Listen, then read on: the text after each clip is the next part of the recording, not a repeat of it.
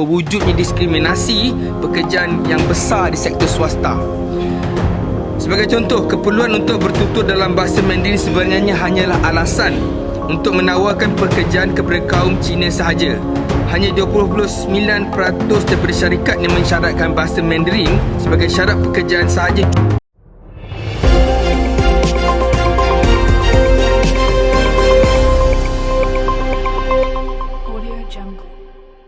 Just imagine you are highly qualified for a job with the right degree and experience, but you are rejected simply because you don't speak Mandarin. So, is that a fair requirement or is it a form of hidden discrimination? Assalamualaikum and hi everyone. My name is Nur Ani Sofia binti Sufyan with my student ID 2025113041 from class BA 2733C. Today, I will be discussing the issue of Mandarin requirement discrimination in job advertisements, particularly in the Malaysian job market. This topic is important because it raises concerns about equal employment opportunities, fairness in hiring, and whether language requirements are always justified based on job needs. First, I will explain the concept of discrimination in hiring. In human resource management, discrimination refers to unfair treatment of candidates based on factors that are not related to job performance. According to the International Labour Organization, discrimination in employment occurs when individuals are treated differently based on characteristics such as race, gender, or even language. There are two types of discrimination. The first one is direct discrimination, which is intentional, and the second one is indirect discrimination, which happens when a requirement appears neutral but disadvantages certain groups. In this case, language requirements such as Mandarin proficiency may fall under indirect discrimination if they are not truly necessary for the job. Recent studies also show that language can act as a form of career capital, meaning it can give advantage to some candidates, but at the same time, create barriers for others.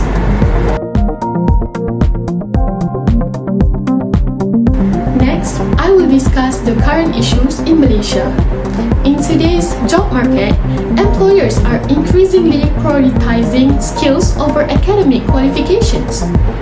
A report by New Straits Times highlights that Mandarin proficiency is now seen as an advantage, especially in business sectors dealing with Chinese-speaking clients. As a result, many job advertisements include Mandarin as a requirement, even for the roles that may not clearly need it. This trend raises an important concern, whether the requirement is based on actual job needs or simply employer preferences. Now, I will critically analyze this issue from both perspectives. From the employer's perspectives, requiring Mandarin can be justified.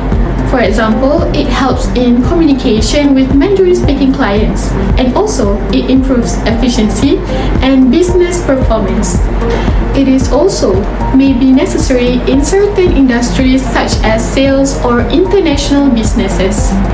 However, from the employer's perspective, this creates several concerns. The first one is it can lead to indirect discrimination where qualified candidates are excluded simply because they do not speak Mandarin.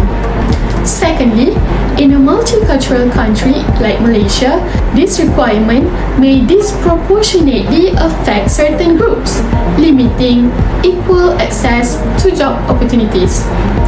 Thirdly, under the Employment Act 1955, this discrimination is not always explicitly detailed. Fair treatment in employment is an important principle. So, the issue here is not whether Mandarin is useful, but whether it is truly necessary for the job role. If the requirement is not job related, then it may become a form of unfair hiring practice rather than a legitimate skill requirement. Now, I will explain the critical analysis part of this issue. The main idea here is to understand the difference between relevance and also preference. If Mandarin is really needed for the job, for example, to communicate with the Mandarin-speaking customers or business partners, then it is reasonable and justified for employers to include it as a requirement. However, the problem happens when Mandarin is required even though the job does not actually need it. In this situation, the requirement is not based on job performance, but more on employer preference. Now this is where the issue of indirect discrimination comes in. It means the requirement looks normal, but it can unfairly affect certain groups of people. For example, candidates who are qualified and capable may still be rejected just because they do not speak Mandarin. So, the key question we need to ask is Mandarin really necessary for the job? Or is it just something employers prefer?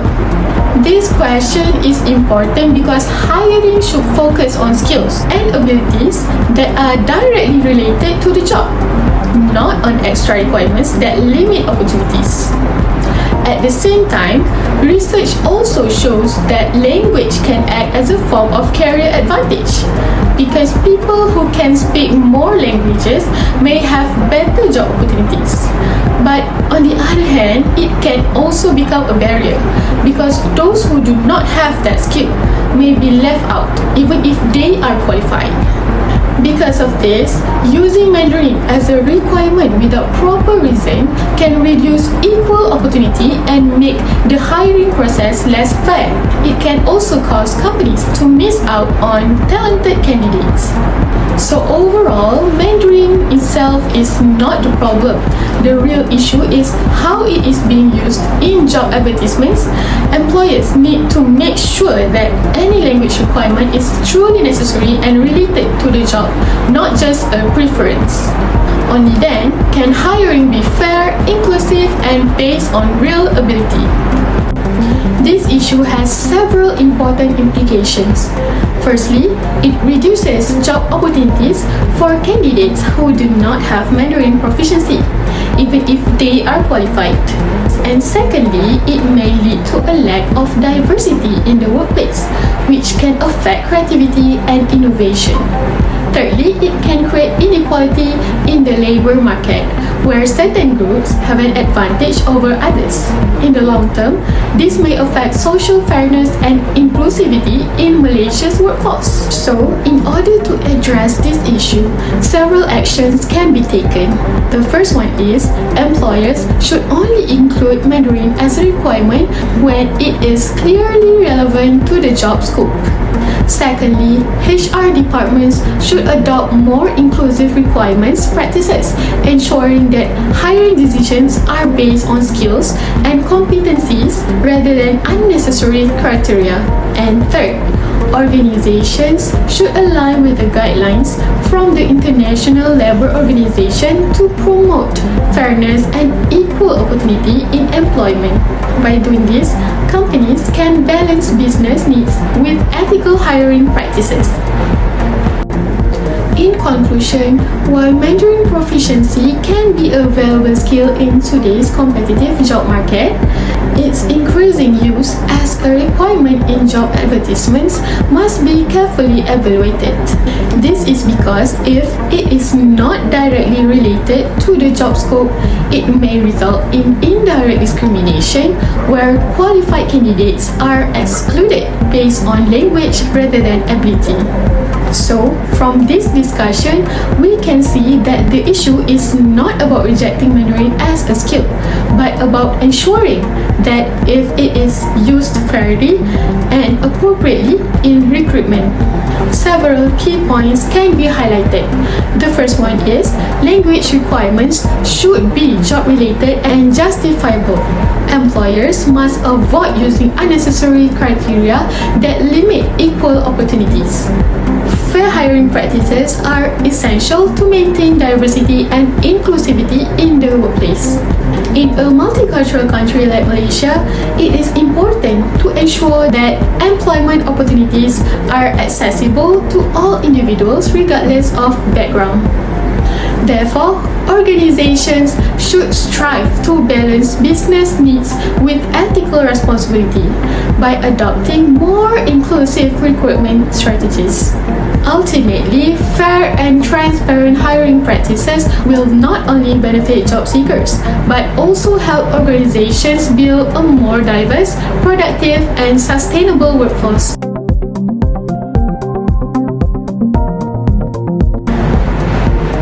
That is the end of this video. Thank you for watching and Assalamualaikum.